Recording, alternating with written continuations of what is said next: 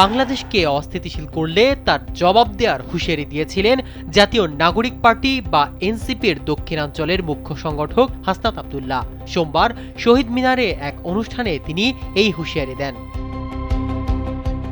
ভারতকে উদ্দেশ্য করে হাসনাত বলেন, যারা বাংলাদেশের সার্বভৌমত্ব, সম্ভাবনা, ভোটাধিকার ও মানবাধিকারকে বিশ্বাস করে না, যারা এ দেশের সন্তানদের ওপর আস্থা রাখে না, যেহেতু তাদের আশ্রয় প্রশ্রয় দিচ্ছে, তাই বাংলাদেশের পক্ষ থেকে ভারতের সেপারেটিস্টদের আশ্রয় দিয়ে সেভেন সিস্টারকে ভারত থেকে আলাদা করে দেওয়া হবে।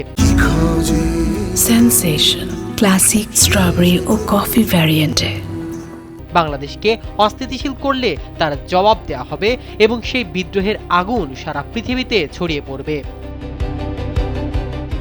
এবার হাসনাতের এই বক্তব্যের কড়া প্রতিক্রিয়া জানিয়েছেন আসামের মুখ্যমন্ত্রী হিমন্ত বিশ্ব শর্মা। তিনি বলেন, বাংলাদেশের সঙ্গে ভারতের উত্তর পূর্বাঞ্চলকে একীভূত করা বা আলাদা করার ধারণা সম্পূর্ণ দায়িত্বজ্ঞানহীন ও বিপজ্জনক। আসামের মুখ্যমন্ত্রী বলেন, ভারত একটি বড় দেশ, এটি পরমাণু শক্তিধর রাষ্ট্র এবং বিশ্বের চতুর্থ বৃহত্তম অর্থনীতি।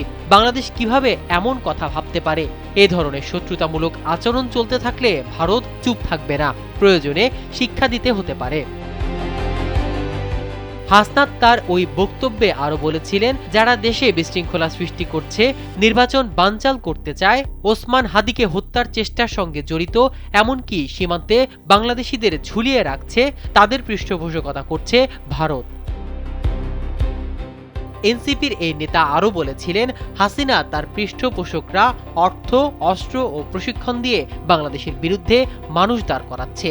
ক্ষমতা, গদি এবং মন্ত্রণালয়ের লোভে যারা দিল্লিকে ক্যাবলা বানিয়েছে, তারা বাংলাদেশের স্বাধীনতা তৃতীয়বারের মতো বিক্রি করে দেওয়ার প্রস্তুতি নিচ্ছে। মাহমুদুর রহমান সিয়াম, কালবেলা।